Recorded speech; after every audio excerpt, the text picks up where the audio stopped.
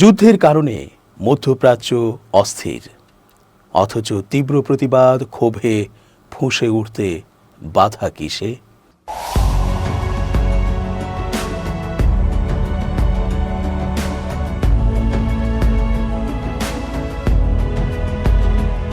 আসসালামু আলাইকুম প্রিয় দর্শক, আমন্ত্রণ আজকের আলোচনায়।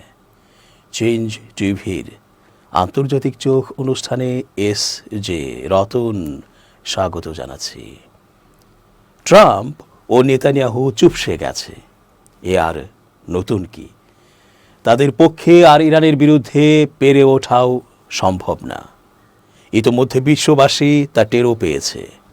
ট্রাম্প নেতানিয়াহুর চাপিয়ে দেয়া অন্যায় যুদ্ধের কারণে ইরানের সর্বোচ্চ ধর্মীয় নেতা সহ প্রথম সারির গুরুত্বপূর্ণ কর্তাদের হত্যা, সাধারণ নাগরিকদের হত্যা, এই সকল অন্যায় আগ বাড়িয়ে করেছে ওই দুই রাষ্ট্র।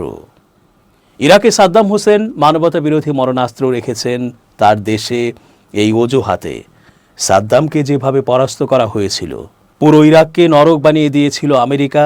অথচ শেষে কিন্তু প্রমাণিতই হয়েছে যে ইরাকে সাদ্দাম হোসেন কোনো মরণঘাতী মানবতা বিরোধী অস্ত্র রাখেনি, বা আদৌ সে ধরনের কিছু ছিল না। তাহলে ইরাকে যে ধ্বংসযজ্ঞ চালানো হলো, সাদ্দাম সহ অন্যান্যদের হত্যা করা হলো, তার প্রায়শ্চিত্ত বা ক্ষতিপূরণ কিভাবে হওয়া উচিত ছিল? এই তো সেই আমেরিকা। তাদের কাজই হচ্ছে নিজেদের দেশে বা নিজেদের মিত্র দেশে পারমাণবিক অস্ত্র থাকবে, হোয়াইট ফসফরাস বোমা থাকবে, আরও মারাত্মক সব অস্ত্র থাকবে, তাতে কোনো সমস্যা নেই। কিন্তু অন্য দেশের কাছে থাকলেই যত সমস্যা। তখন ওই দেশগুলোই নাকি মানবতার জন্য হুমকি। অথচ বিশ্ব কি দেখছে?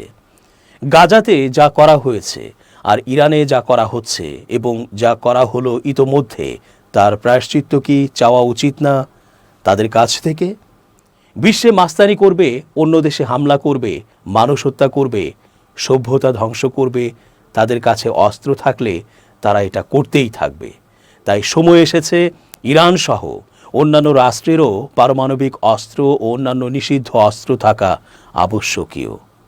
কারণ আমেরিকা ইসরায়েলের মতো মাস্তানদের শায়েস্তা করতে এবং বিশ্বে শান্তি বজায় রাখতে এটা জরুরি। এই সত্যটা এখন হাড়ে হাড়ে টের পাচ্ছে সবাই। সঙ্গত কারণেই ইতালির প্রধানমন্ত্রী জর্জিয়া মেলোনি বলেছেন, আমরা এটা সমর্থক ও স্বীকৃতি দিচ্ছি যে আমেরিকা ইসরায়েল বর্বর রাষ্ট্র, মাস্তান রাষ্ট্র। ইতালির প্রধানমন্ত্রীর সাথে কণ্ঠে কণ্ঠ মিলিয়ে তবে কেন পুরো বিশ্ব ফুঁসে উঠছে না? নেপথ্যের কারণ কি? সবাই চুপ, মনে মনে ধিক্কার জানাচ্ছে ওই দুই রাষ্ট্রকে। কিন্তু তীব্রভাবে সোচ্চার হচ্ছে না কেন? এক ঘরে করছে না কেন দুই রাষ্ট্রকে? নেপথ্যে আর কি কি সমস্যা বা বাধা লুকিয়ে আছে? ইসরায়েল ও যুক্তরাষ্ট্রের সঙ্গে ইরানের যুদ্ধ গত 7 সপ্তাহ ধরে বিশ্বকে খাদের কিনারায় দাঁড় করিয়ে রেখেছে। গেল 10 দিন ধরে পাকিস্তানের মধ্যস্থতায় একটি ভঙ্গুর যুদ্ধবিরতি চললেও পরিস্থিতি এখনও থমথমে। তবে 9 কোটি মানুষের দেশ ইরানের ওপর ভয়াবহ হামলা, অবকাঠামো ধ্বংস এবং 2 সহস্রাধিক মানুষের প্রাণহানির পরও পশ্চিমা বিশ্বের রাজপথে গাজা বা ইউক্রেন যুদ্ধের মতো গণবিক্ষোভ দেখা যাচ্ছে না। জনমত জরিপে যুদ্ধটি চরম অজনপ্রিয় হওয়া সত্ত্বেও এই নিস্পৃহতা কেন? বিশ্লেষকরা এর পেছনে বেশ কিছু মনস্তাত্ত্বিক ও রাজনৈতিক কারণ চিহ্নিত করেছেন। Armed conflict location and event data এর তথ্য অনুযায়ী ইরান যুদ্ধের প্রথম মাসে বিশ্বজুড়ে প্রায় 3200টি বিক্ষোভ হয়েছে। এর বিপরীতে 2022 সালে ইউক্রেন যুদ্ধের সময় মাসে 3700টি এবং গাজা যুদ্ধের প্রথম মাসে 6100টি বিক্ষোভ হয়েছিল।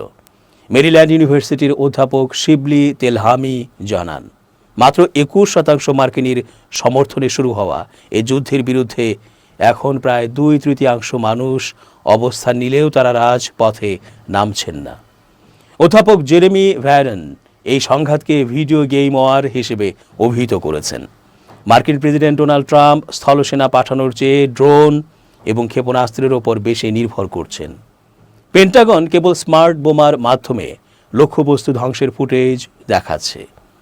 ফলে যুদ্ধের যে মানবিক বিপর্যয় এবং রক্তপাত মানুষের বিবেককে নাড়া দেয়, তাও অনেকটা অদৃশ্য থেকে যাচ্ছে। গাজা উপত্যকায় ইসরায়েলি অভিযানের বিরুদ্ধে টানা কয়েক মাস প্রতিবাদ করার পরও সাধারণ মানুষ গণহত্যা ঠেকাতে পারেনি। ইতিহাসবিদ সালার মহানদেসি মনে করেন, সেই ব্যর্থতা থেকে অনেক অ্যাক্টিভিস্টের মনে ক্লান্তি ও গভীর হতাশা বাসা বেঁধেছে। তারা মনে করছেন প্রতিবাদ করে সরকারের নীতি পরিবর্তন করা সম্ভব নয়। যুক্তরাষ্ট্রের অভ্যন্তরীণ পরিবেশ এখন অনেক বেশি ভীতিকর। ট্রাম্প প্রশাসন প্রতিবাদী শিক্ষার্থীদের ভিসা বাতিল করছে এবং ইমিগ্রেশন বিভাগ অনেককে তুলে নিয়ে যাচ্ছে। বিশ্ববিদ্যালয়গুলো ফান্ড হারানোর ভয়ে ড্রাকোনিয়ান বা কঠোর নিয়ম জারি করে রাজনৈতিক কর্মকাণ্ড নিষিদ্ধ করেছে। অক্সফোর্ড ও কেমব্রিজের মতো প্রতিষ্ঠানগুলোর বিরুদ্ধেও সিস্টেমেটিক রিপ্রেশন বা পদ্ধতিগত দমনের অভিযোগ উঠেছে।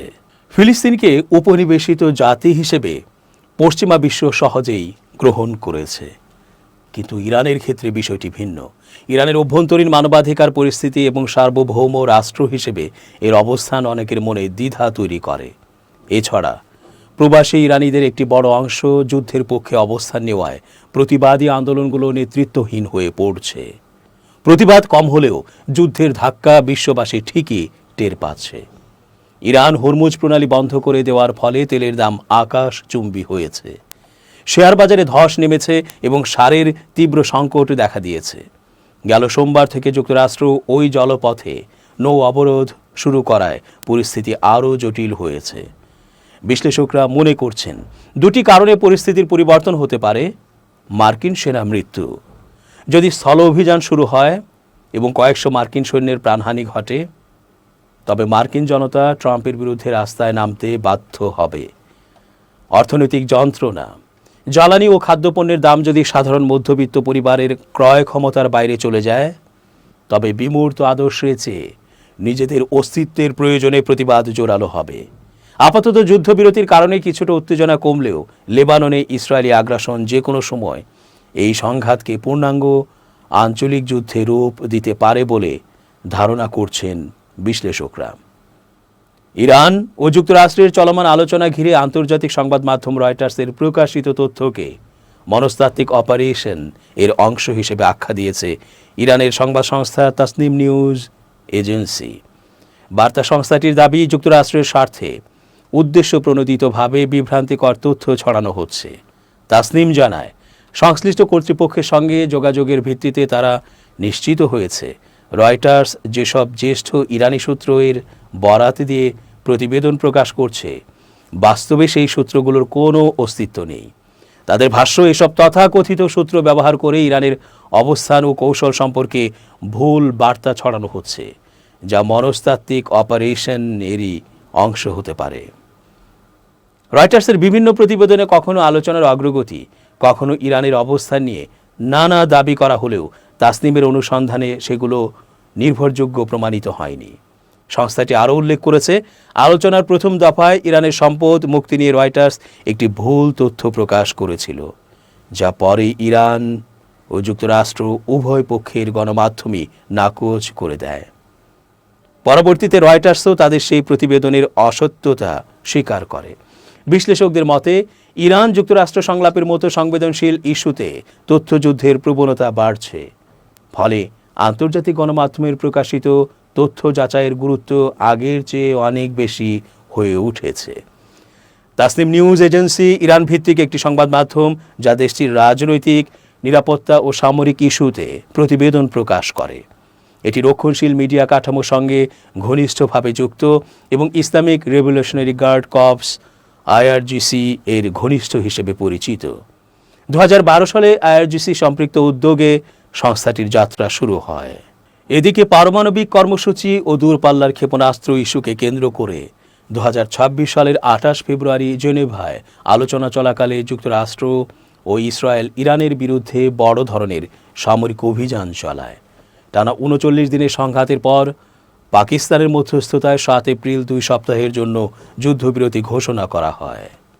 পরবর্তীতে 11 এপ্রিল পাকিস্তানের ইসলামাবাদে উভয় পক্ষের মধ্যে বৈঠক অনুষ্ঠিত হলেও দীর্ঘমেয়াদী কোনো সমাধান আসেনি। যুক্তরাষ্ট্রের প্রতিনিধি দলে নেতৃত্ব দেন ভাইস প্রেসিডেন্ট জেডি ভ্যান্স এবং ইরানের পক্ষে ছিলেন পার্লামেন্ট স্পিকার মোহাম্মদ বাঘের গালিবাফ। ইরানের স্বাস্থ্য মন্ত্রণালয়ের তথ্য মতে 28 ফেব্রুয়ারি থেকে শুরু হওয়া হামলায় এখন পর্যন্ত 2076 জন নিহত এবং 26,000-এর বেশি মানুষ আহত হয়েছেন। একই সময়ে মিনাব শহরের একটি প্রাথমিক বিদ্যালয়ে মার্কিন ক্রুজ ক্ষেপণাস্ত্র হামলায় 168 শিক্ষার্থীর প্রাণহানির ঘটনাও ঘটেছে। ইরানের উপপররাষ্ট্রমন্ত্রী সাইদ খাতিবজাদেহ জানিয়েছেন, তেহরান কোনো ধরনের সাময়িক যুদ্ধবিরতির প্রস্তাব গ্রহণ করবে না। আন্টালিয়া ডিপ্লোম্যাসি ফোরামের এক পার্শ্ব বৈঠকে সাংবাদিকদের সঙ্গে আলাপকালে তিনি স্পষ্টভাবে বলেন, ইরান বর্তমানে সমগ্র অঞ্চল জুড়ে চলমান যুদ্ধের একটি স্থায়ী ও পূর্ণাঙ্গ অবসান চাইছে। খাতিবজাদেহ জোর দিয়ে বলেন, যে কোনো সম্ভাব্য যুদ্ধবিরতি চুক্তিতে লেবানন থেকে শুরু করে লোহিত সাগর পর্যন্ত সমস্ত সংঘাতপূর্ণ এলাকা অন্তর্ভুক্ত থাকতে হবে। ইরানের কাছে এটি একটি রেড লাইন বা অলঙ্ঘনীয় শর্ত। তিনি আরও যোগ করেন, ইরান কোনো খণ্ডিত বা সাময়িক সমাধানে বিশ্বাসী নয় এবং এই সংঘাতের চক্র এখনই চিরতরে বন্ধ হওয়া উচিত।